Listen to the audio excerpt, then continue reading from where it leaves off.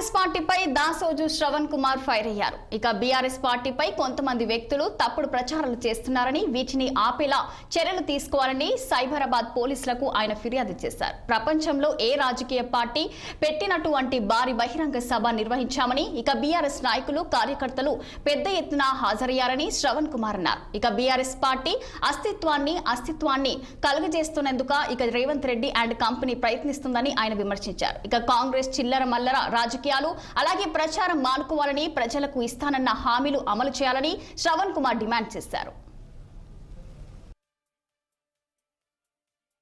TRS పార్టీలో భారీ చీలిక. అల్లుడు కొత్త పార్టీ పెడితే కొడుకు బతుకు ఆగమవుతుందని చెప్పని రంది పడుతున్న గులాబీ దొర ఇట్లా చిలువలు పలవలుగా ప్రచారం చేస్తూ ఉన్నారు. అయితే ప్రజలకు తెలియవలసిన అంశం ఏంటంటే, మరి ఎవరే ఈ ప్రచారం చేసేది? ఈ ప్రచారం చేస్తున్న వాళ్ళందరూ కూడా verified Twitter handles, verified Facebook handles. ఇవి రేవంత్ రెడ్డి సైన్యం తెలంగాణ, ఇది రేవంత్ రెడ్డి సైన్యం తెలంగాణ. తర్వాత తెలంగాణ 365 వాళ్ళు మీడియా కంపెనీ అని చెప్పుకునేటువంటి వాళ్ళు ఇవాళ ఈ ప్రచారం చేస్తూ ఉన్నారు.